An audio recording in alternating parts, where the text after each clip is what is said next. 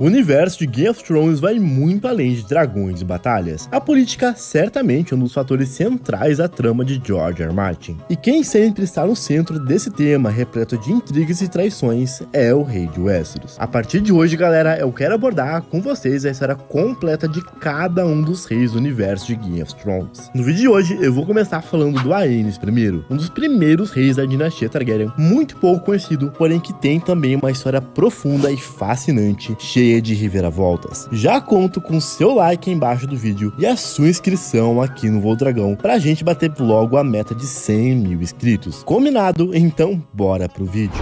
Aenys Targaryen nasceu no 7º ano depois da conquista. Ele era filho de ninguém menos que Aegon Targaryen e da irmã esposa do seu pai, Rhaenys Targaryen, dois dos 3 conquistadores que conquistaram e unificaram os 7 reinos. Diferente de Aegon, que era alto, robusto e forte, Aenys era miúdo, considerado pequeno e magro até mesmo para um bebê. Ele demorou muito para crescer e se desenvolver quando criança, e passava boa parte do seu tempo doente e sonolento. Ele até mesmo se recusou, ainda nos primeiros meses de vida, a ser amamentado pelas suas amas de leite, e só tomava leite dos seios da sua própria mãe. Desde o começo, tudo isso levaram a boatos de que o sucessor de Aegon não seria um bom rei, e nem teria a mesma bravura e capacidade de governar que o seu pai. Algumas fofocas da corte até mesmo diziam que Aenys nem mesmo era filho legítimo de Aegon. Porém, esse foi apenas o começo dos conflitos. Se vocês não lembram, Aegon Targaryen tinha 2 irmãs esposas. Rhaenys, a mais jovem, era conhecida por ser bondosa, muito dócil e gentil, diferente da sua segunda irmã, que também era casada com Aegon, Visenya Targaryen. Visenya, por sua vez, era severa, implacável e muito sensual. Quando Aenys nasceu, grande parte do continente de Westeros já havia sido dominado. No entanto, ainda restava o Principado de Dorne, onde a resistência do povo dornês e a sua habilidade de se esconder de Aegon e seus dragões era incansável. Por muitos anos, Aegon com Balerion e Rhaenys com Merax atacaram os Ornizes com muita fúria, até que certo dia, pro azar dos Targaryens, Merax foi atingido no seu olho por uma besta, fazendo o dragão despencar de uma altura imensa, matando também a sua montadora. Aenys nessa época tinha apenas 3 anos de idade. É dito que ele já caminhava e falava algumas palavras, no entanto, a morte da sua mãe o deixou arrasado. Ele voltou então a engatinhar e começou a agir como se fosse um recém-nascido, deixando até mesmo de falar o pouco que havia conseguido. Ainda muito novo, foi dado de presente o filho de dragão, que foi chamado de Quicksilver, ou Mercúrio. Apesar de não adorar dragões, Quicksilver e Aenys sempre tiveram uma ótima relação, e o primogênito de Aegon adorava sua besta desde novo. Quando Aenys tinha 5 anos, ele ganhou um novo irmão, Maegor. Maegor era filho de seu pai com a sua tia madrasta, Visenya Targaryen. Diferente de Aenys, Maegor, por sua vez, nasceu muito forte e robusto, porém os dois foram criados afastados. Aegon exigiu que Aenys permanecesse do seu lado na corte, para conseguir aprender a governar, enquanto Visenya se mudou lá para a Pedra do Dragão com seu filho. No ano de 22 depois da conquista, Aenys se casou com a princesa Alyssa Velaryon, filha de Ethan Velaryon com a Lara Massey. Sempre muito calmo, é dito que o casal teve uma boa relação e Aenys sempre foi muito amoroso, tanto com Alyssa quanto com seus filhos, que teve com ela nos anos seguintes. Ao longo dos anos seguintes, eles tiveram 6 filhos no total: Rhaena no ano de 23, Aegon no ano de 26, Viserys no ano de 29, Jaehaerys no ano de 34, Alysanne no ano de 36 e por último, Vaela Targaryen no ano de 39 depois da conquista. No ano de 33, Aegon Targaryen ainda era rei, porém estava muito velho e debilitado. Nesse ano, Aegon fazia um progresso real, onde foi até o norte e planejava visitar os outros reinos. No entanto, devido ao seu cansaço, ele passou a sua função para Aenys, que viajou para o oeste ao lado de Alyssa. Quando estava em Jardim de Cima, no ano de 37 depois da conquista, Aenys recebeu a triste notícia que seu pai, Aegon Targaryen, havia falecido devido a um derrame lá em Dragonstone. Ele voou diretamente com Quicksilver para a ilha. O funeral de Aegon aconteceu lá em Pedra do Dragão mesmo, onde Aenys foi proclamado rei logo após a cerimônia. Ao receber a espada Blackfyre, que era de seu pai, Aenys a concedeu diretamente para Maegor, dizendo que seu irmão era mais apto para empunhar a lâmina do que ele mesmo. Aenys, muito bondoso, disse a Maegor para usar a Blackfyre a serviço do reino e que juntos os dois fariam um excelente reinado. Ao chegar em Porto Real, Aenys reivindicou o trono de ferro que estava no meio do forte de Aegon, que nessa época, pessoal, castelo ainda estava inacabado, cheio de escombros, muito diferente da grande Fortaleza Vermelha e do Salão do Trono que vemos tanto em House of the Dragon quanto em Game of Thrones. Nesse momento, nos livros, nós temos várias fontes que divergem sobre o que aconteceu exatamente. Alguns dizem que Aenys foi aclamado e aplaudido, outros que a sua coração foi fraca e insonsa. O que sabemos de fato é que Aenys decidiu não usar a coroa de seu pai, e sim um diadema de rubis feito em aço valeriano. Mais tarde, ele foi presenteado pelo Alto Septão com uma coroa de ouro, com o rosto dos 7 deuses esculpidos em pedras preciosas. Aegon Targaryen havia entregado um reino estável e pacífico para seu filho, porém, infelizmente, as coisas não ficariam assim por muito tempo. Desde o primeiro dia do seu reinado, boatos já se espalharam que Aenys não seria um bom rei, devido ao contraste tanto físico e de personalidade com seu pai. A rainha viúva Visenya disse que Aenys havia admitido que ele era fraco e não poderia ser um bom rei ao entregar a espada Blackfyre para seu filho Maegor. No primeiro ano em que sentou no Trono de Ferro, várias revoltas começaram a surgir pelos reinos. Nas terras fluviais, um desconhecido alegou ser o herdeiro de Harren, o Negro, e tomou Harrenhal à força. Nas Ilhas de Ferro, o homem que dizia ser o Rei Lodos, sumido há muito tempo, reuniu forças contra o Rei Aenys e declarou as Ilhas de Ferro independentes. Em Dorne, o Rei Abutre iniciou a primeira Guerra Dornesa. E por fim, o Lord Ronor Arryn, protetor do Vale,